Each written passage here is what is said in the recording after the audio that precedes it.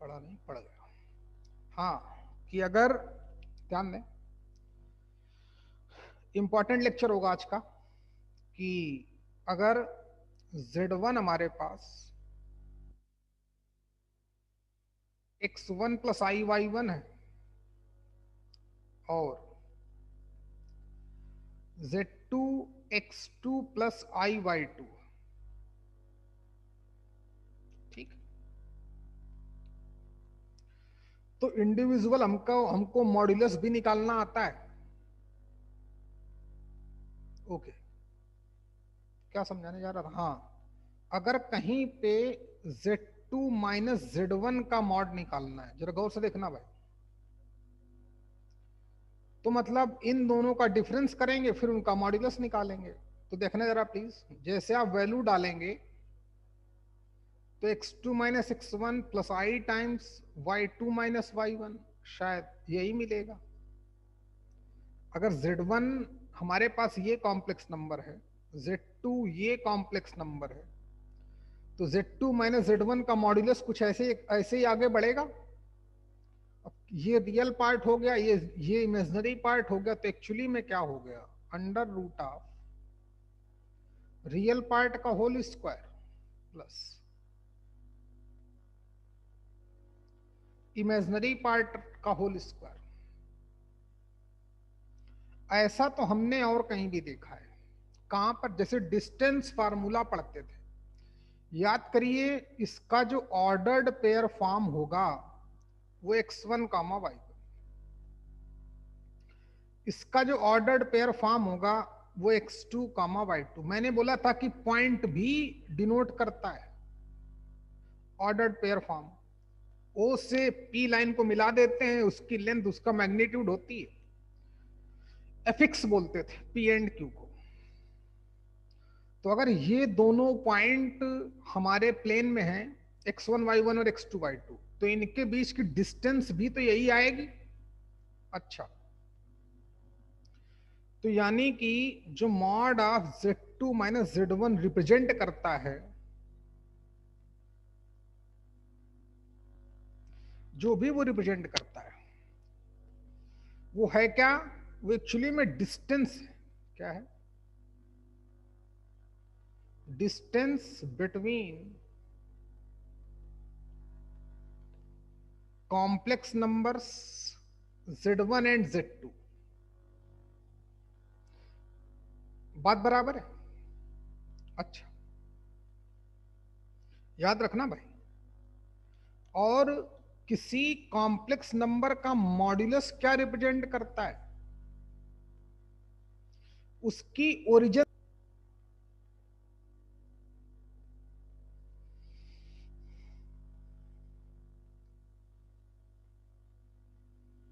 थोड़ा थोड़ा छूट रहा है, कोई बात नहीं, आराम से पढ़ो है, जितना समझ में आए उतना आए, नहीं तो फिर पढ़ा दूंगा, टेंशन की बात नहीं। तो जैसे हमने देखा कि जो modulus of Z2 minus Z1 है, एक्चुअली में वो डिस्टेंस रिप्रेजेंट करता है। Distance between Z1 and Z2, जो मैंने आपको बताया कि जैसे Z1 अगर हमारे पास x1 plus I Y one है, तो इसका जो ऑर्डर्ड पेयर फॉर्म होगा वो x1 कामा वाई वन होगा। Z2 अगर x2 plus I Y to है, तो इसका ordered pair form x2 comma Y two होगा। इनके इनके जब डिफरेंस का मॉड्यूलस निकालूंगा तो पता ही है वो क्या आता है, बता चुका था। अच्छा, तो याद रखना भाई, बहुत बड़े बड़े कॉन्सेप्ट हैं, और 5-6 कॉन्सेप्ट हैं, बहुत ज्यादा कॉन्सेप्ट है भी नहीं। मतलब मैंने बताया था कि ग्राफिकली जब Z1 को हम लोग रिप्रेजेंट करते हैं तो एक पॉइंट के थ्रू भी रिप्रेजेंट करते हैं।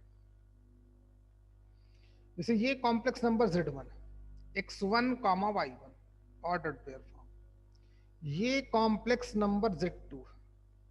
तो बात समझी गए होगे, P और Q, इनके बीच जब मैं डिस्टेंस निकालने जाऊंगा, डिस्टेंस फार्मूला, तो यही आता है x two minus x one का whole square plus y two minus y one का होल स्क्वायर, जो यहां पे आया। ओके, जैसे कोई कॉम्प्लेक्स नंबर z है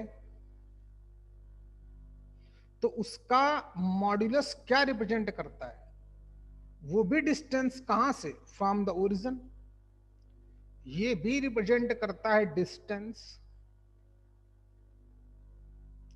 ऑफ z फ्रॉम 0,0। एक 0,0 कॉम्प्लेक्स नंबर हो गई, एक x, y हो गई, तो उनके बीच की डिस्टेंस। इतना पता ही होगा, बहुत इंपॉर्टेंट पॉइंट है बच्चे, ध्यान देना। अच्छा, और जैसे हम लोग कोऑर्डिनेट में पढ़ते, नोट करते हो मेरे साथ साथ।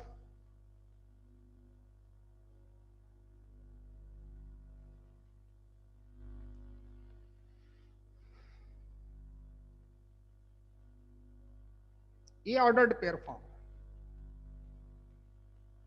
मॉड जेड हमको पता ही है क्या होता है।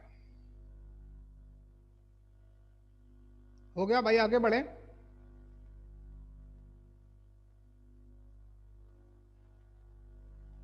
कोई बात नहीं, टेंशन मत लो, जितना समझ में आए उतना आ जाए, अच्छी बात है, नहीं तो रिकॉर्डिंग डाल दूंगा, उसको ध्यान दे देना। कम से कम थोड़ा बहुत धीरे धीरे आगे बढ़, आगे तो बढ़ेंगे, नहीं तो बोल रहे हैं कि ये 3-4 दिन और रहने वाला है, इसलिए थोड़ा थोड़ा सीखें, कोई जल्दबाजी नहीं। यहां तक बात ठीक। अच्छा, जैसे हम कोऑर्डिनेट में यूज कर, जैसे वेक्टर में भी सीखा, 3D में भी सीखा, 2D में भी सीखा, वैसे कॉम्प्लेक्स नंबर थोड़ी ज्योमेट्री इसकी।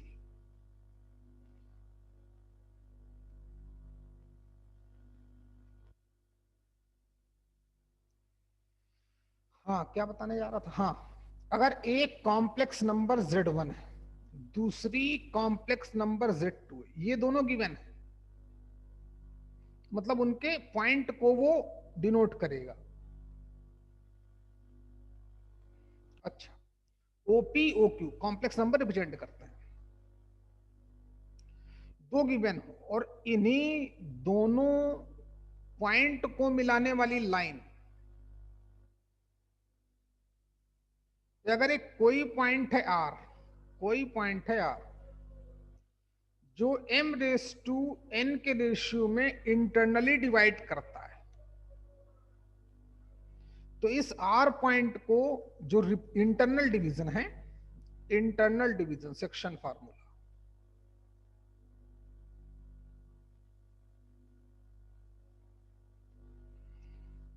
Internal division.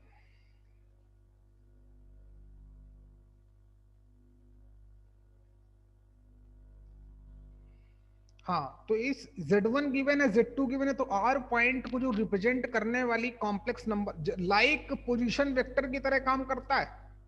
OP position vector, OQ position vector, तो OR का पोजीशन वेक्टर M और N के रेशियो में इंटरनली डिवाइड करता था, तो क्या आता था, M टाइम्स OP, यानी कि M टाइम्स Z1 यहां पर, प्लस N टाइम्स Z2 अपान कितना, M प्लस N। दो कॉम्प्लेक्स नंबर अगर हमको प्लेन में गिवन है और उनको एक लाइन से मिला दें, तो उस लाइन पे अगर हमें कभी भी कोई कॉम्प्लेक्स नंबर फाइंड, आप वैसे भी निकाल सकते हो कि Z1 x1 कामा y1, Z2 x2 कामा y2, इंटरनल डिवीजन लगा के R पॉइंट के कोऑर्डिनेट पता कर लो। जब कोऑर्डिनेट पता चल जाए तो फिर ऑर्डर्ड पेयर फॉर्म पता चल जाएगा, तो x1 प्लस i y1, जानते ही हो आप, x plus i y, real part plus imaginary part, वो कॉम्प्लेक्स नंबर। अच्छा, नेक्स्ट एक्सटर्नल डिवीजन।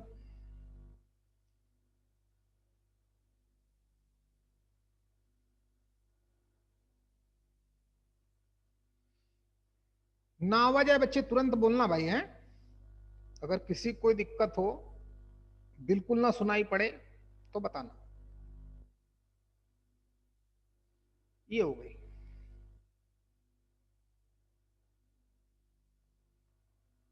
एक पॉइंट P, एक क्यू, P को रिप्रेजेंट करने वाला Z1 या Z1 को रिप्रेजेंट करने वाला P, Q को रिप्रेजेंट करने वाला Z2, एक कोई पॉइंट R जो एक्सटर्नली डिवाइड करे m⁻n के रेशियो में, तो फिर इस R पॉइंट को रिप्रेजेंट करने वाली complex number, same concept, P से डिस्टेंस तो Q को रिप्रेजेंट करने वाली कॉम्प्लेक्स नंबर यानी कि m टाइम्स Z2।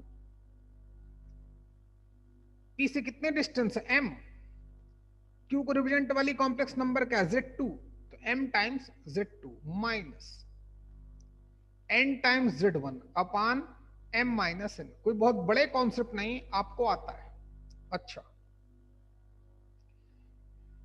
तीसरी बात मिड पॉइंट, वो भी आसान है, डायरेक्ट यहीं पे लिख लेते हैं मिड पॉइंट के नाम पर, ग्राफ आप नहीं बनाएंगे। तीसरा मिड पॉइंट, यही कॉन्सेप्ट हमने 2D में पढ़ा, उसी को एक्सटेंड किया 3D में पढ़ा, उसको और एक्सटेंड किया वेक्टर में पढ़ा, पोजीशन वेक्टर में पढ़ा, उसी को और एक्सटेंड कर दिया कॉम्प्लेक्स नंबर में पढ़ा, और सबका प्रूफ भी है 2D में बता ही चुका था, वेक्टर में प्रूफ किया था, 3D में आप सॉरी यहाँ कॉम्प्लेक्स नंबर में प्रूफ कर सकते हो, क्योंकि P को रिप्रेजेंट करने Z1 को P रिप्रेजेंट कर रहा है, उसका ordered pair form x1, y1, x2, y2, external division लगा के R पॉइंट के कोऑर्डिनेट आ जाएंगे। अच्छा, मिड पॉइंट होगा M, तो उसके कोऑर्डिनेट उसको रिप्रेजेंट करने वाली कॉम्प्लेक्स नंबर क्या हो जाएगी, Z1 प्लस Z2 अपान 2, क्योंकि M और N बराबर हो जाएंगे यहां पर, तो ऊपर M कॉमन लूंगा, Z1 प्लस Z2 अपान नीचे 2M, M से कट गया तो यही बचेगा, तो ये काम आपके आएंगे। अच्छा, और आगे बढ़ते हैं भाई, बेसिकली कि जो mod of Z2 minus Z1 है वो डिस्टेंस रिप्रेजेंट करता है, मॉड ऑफ Z ओरिजिन से उस कॉम्प्लेक्स नंबर के डिस्टेंस रिप्रेजेंट करता है। Section formula internal division external division जैसा 2D में था वैसे ही वेक्टर में था, वैसे ही 3D में था, as it is complex number में। अच्छा, और आगे बढ़ते हैं भाई,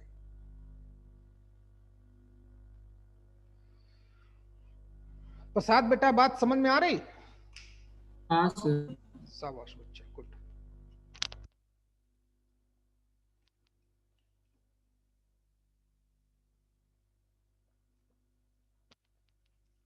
तुमको 4 नंबर एक्स्ट्रा मिलेंगे, याद रखना, क्योंकि जो बेचारे कोटा वगैरह में तो पढ़ा देते हैं टीचर, कोटा तो टीचर अच्छे होते हैं, बाकी सब नॉर्मल लोग पढ़ाते ही नहीं, मतलब उस स्टैंडर्ड का नहीं पढ़ाएंगे जहां लोग बेचारे पढ़ रहे हैं कि वो कॉम्प्लेक्स नंबर का क्वेश्चन बना सकें। तुमसे बनेगा 25 के 25 क्वेश्चन चाहिए मुझे, एक मैं कमी करूं तो मुझे बोल देना सर यही आपने नहीं बताया, मैं पूरा कर दूंगा, तब तक टेंशन मत लेना, हमारा हो भी चुका है।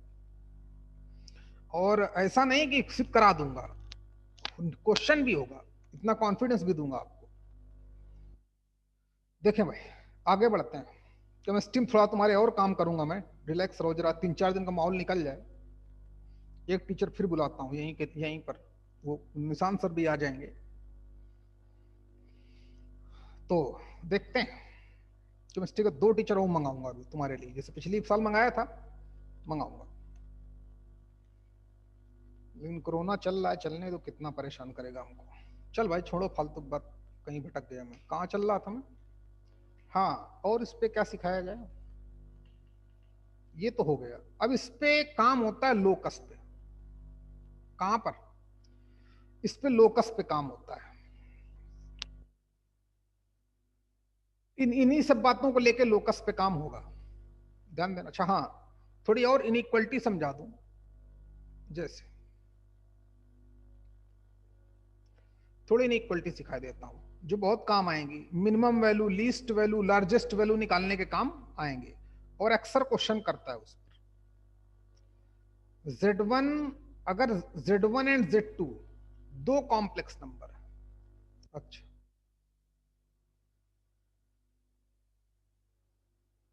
चलिए यहां दिखा देता हूं,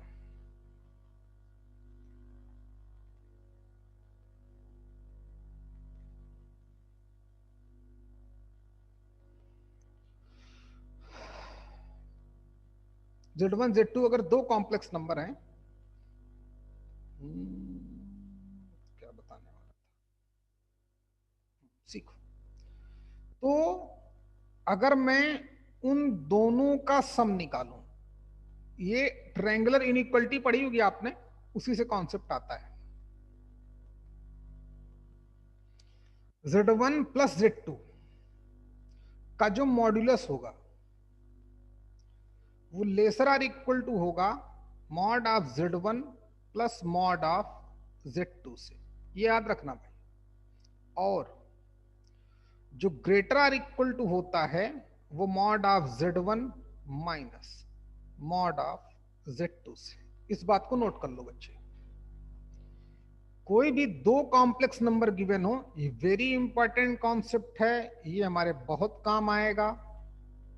जब हमसे पूछेगा कि किसी कोई मॉड्यूलस इन्वॉल्व कर देगा और बोलेगा कि मॉड ऑफ जेड की लीस्ट वैल्यू बताओ, या पूछेगा लार्जेस्ट वैल्यू बताओ, तो ये इनइक्वलिटी हमारे काम आएगी।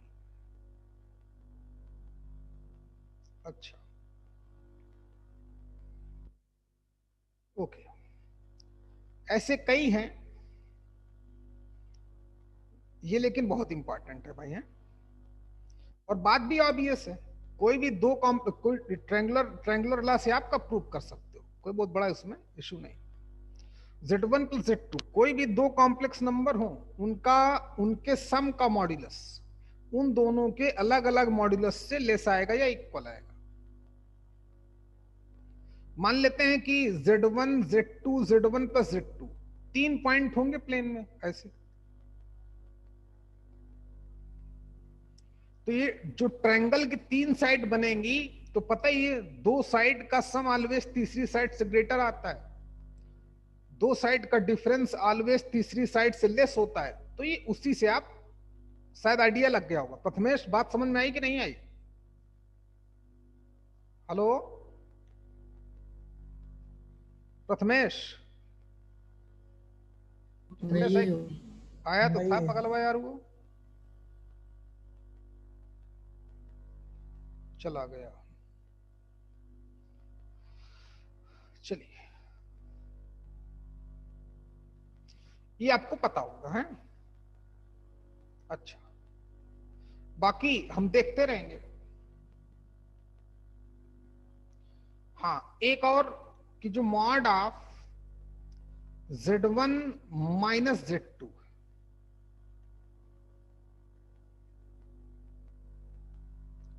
Mod of Z1 minus Z2, ये भी क्या होगा, ये भी हमारा लेस देन हो जाएगा mod of Z1 plus mod of Z2 से, वो तो ऑब्वियस है। ग्रेटर देन हो जाएगा mod of Z1 minus mod of Z2 से, वो भी ऑब्वियस है। चलो इसको भी लिख डालो बच्चे, वो तो वो एक ही हो गई, प्लस माइनस करके तब भी बराबर रहता है, वो कोई इसकी कोई जरूरत नहीं है ना, जरूरत पड़ेगी बताया जाएगा। अच्छा, और आगे बढ़ते हैं भाई हैं, और थोड़ा आगे कॉन्सेप्ट को बढ़ाते हैं। अब इसमें मैं इन्वॉल्व करता हूं लोकस पे काम, है ना, जेड के लोकस पे काम करता हूं। सीख, जैसे सबसे पहले बात करता हूं मैं लाइन की है, स्ट्रेट लाइन की, सर्कल की। चलो सर्कल की बात करता हूं पहले, पहले सर्कल देखें, फिर लाइन। सर्कल और लाइन दो आज करूंगा, और इलिप्स हाइपरबोला कल कर दूंगा, वो कोई बड़ा इशू नहीं। एक एक, क्योंकि आज आवाज भी प्रॉपर आ रही होगी, भगवान ही मालिक है। देखिए सर्कल क्या है, उस पॉइंट का लोकस जिसकी किसी एक फिक्स पॉइंट से, फिक्स पॉइंट होगा सेंटर, उसको Z1 मान लिया, उसकी डिस्टेंस ऑलवेज क्या रहते हैं, डिस्टेंस ऑलवेज ये Z, पता ही होगा, सर्कल तो पढ़ ही चुके हो, ये Z है हमारा, ये मूव कर रहा है, मूविंग पॉइंट, ये मूव कर रहा है।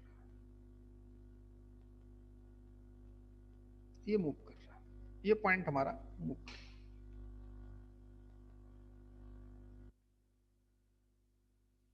मूव कर रहा है कि नहीं भाई? मूव कर रहा है।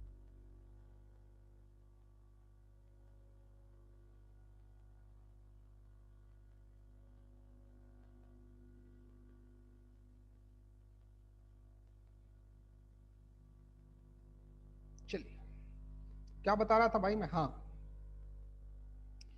इस पे लोकस इंट्रोड्यूस करने जा रहा हूं। अगर नहीं रिकॉर्ड हो पाएगा, देखो 2 बार तो डिफ हो गया अपना ही, तो मैं समझ सकता हूं जब मेरा इतना हाई स्पीड का है, मेरे में इतनी प्रॉब्लम चल रही, तो आप लोगों में कितनी प्रॉब्लम होगी। लेकिन चलो, पढ़ा कहाँ रहा हूं मैं, दोबारा पढ़ा दूंगा, कोई टेंशन की बात नहीं। कि सबसे पहले बात करता हूं सर्कल की। तो सर्कल के बारे में हम सभी लोग जानते हैं कि सर्कल उस पॉइंट का लोकस है जिसकी किसी एक फिक्स्ड पॉइंट से डिस्टेंस ऑलवेज कांस्टेंट रहती है, सेम रहती है। अच्छा, चलिए, ये सर्कल बनाया,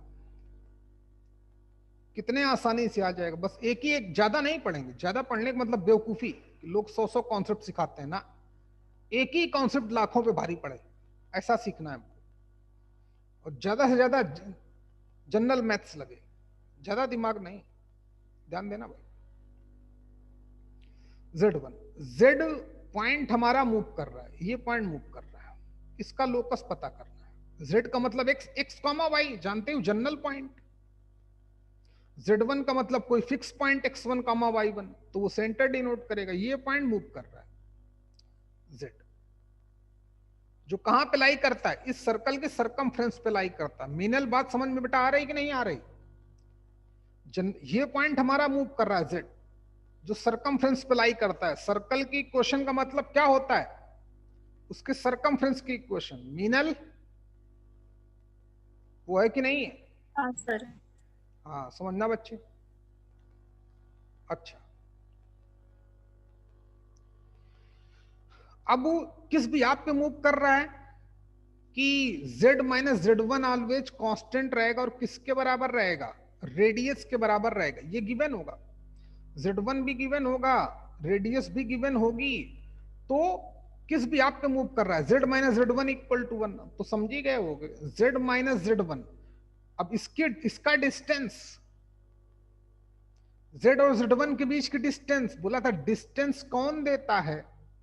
उन दोनों कॉम्प्लेक्स नंबर के डिफरेंस का मॉड्यूलस, उनके बीच डिस्टेंस देता है। याद है कि नहीं? तो ऑब्वियस है कि जो, चलो नाम लिखे देता हूं, Cp equal to R। Cp तो रेडियस के बराबर ही होगा। C तो पॉइंट फिक्स है, Z पॉइंट मूव कर रहा है, तो उसके लोकस की इक्वेशन आ जाएगी। Z हमारा general point, x plus I Y. Z1 equal to R। अगर ऐसा कुछ गिवन है, तो समझ जाना कि एक सर्कल रिप्रेजेंट करेगा। क्या रिप्रेजेंट करेगा? सर्कल, जिसका सेंटर कहां पे होगा? जिसका सेंटर एट Z1 पे, जो कॉम्प्लेक्स नंबर माइनस के बाद होगी, और इसकी रेडियस क्या होगी? इसकी रेडियस होगी R यूनिट। अच्छा, चाहो तो वैसे भी देख लो, जरा गौर से देखना बच्चे।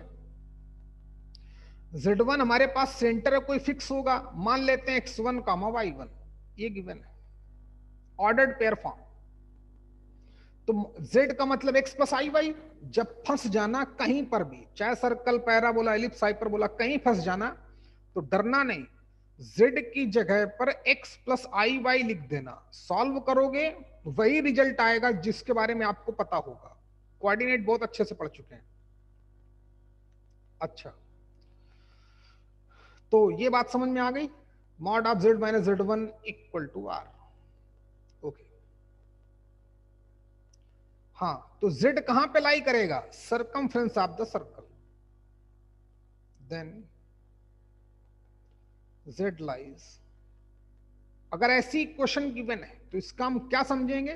Then z lies on circle, मतलब sorry, z represent a circle, मतलब ही नहीं कुछ लिखने का, इतना तो हम जानते ही, सर्कल में जाने कितनी बार पढ़ा है, कोई मतलब नहीं। इसी से समझो, जो लिखा है उसे समझो। अच्छा, हाँ चाहो तो मैं आपके लिए प्रूव कर सकता हूं कि z की जगह x प्लस आई वाई डाल दिया, ध्यान देना, z1 की जगह x1 plus I Y one डाल दूंगा। अब किसी रियल पार्ट अलग किया, इमेजिनरी पार्ट अलग किया, फिर मॉड्यूलस का मतलब जानते ही हो, तो under root of x minus x real part का whole square plus imaginary part का whole square equal to r. Square break कर दिया तो x माइनस एक्स वन का whole square plus y minus y one का whole square equal to r square. जो circle की question आई थी कि नहीं आई थी जब सर्कल पढ़ा रहा था, सेंटर एच कामा के लिए थे, तो x1 कामा y1 सेंटर ले लिए। तो mod of z minus Z one equal to R क्या रिप्रेजेंट करता है? एक सर्कल रिप्रेजेंट करता है जिसका सेंटर z1 पे लाई करता है, रेडियस r। अच्छा, और थोड़ा वो दिमाग लगाएगा कभी कभी, कभी कभी क्या अक्सर लगाता है, बहुत खुराफाती होता है, लेकिन बहुत मजा आएगा अगर सीखोगे तो। चलिए सीखें। अच्छा, कभी हमसे बोलेगा कि mod of z minus Z one greater R equal to R, तो इस बात का क्या मतलब समझा जाएगा?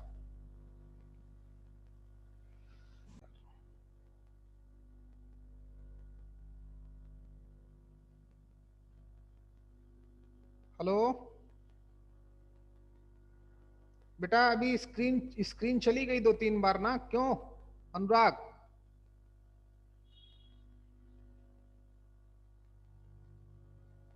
अनुराग वो भी भाग गया।